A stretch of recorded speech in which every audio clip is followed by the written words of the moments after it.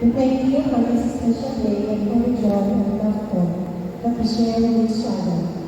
As we eat, play, and have fun together, help us to remember to be kind and respectful to one another. Help us to use our words kindly and listen to each other's thoughts and feelings.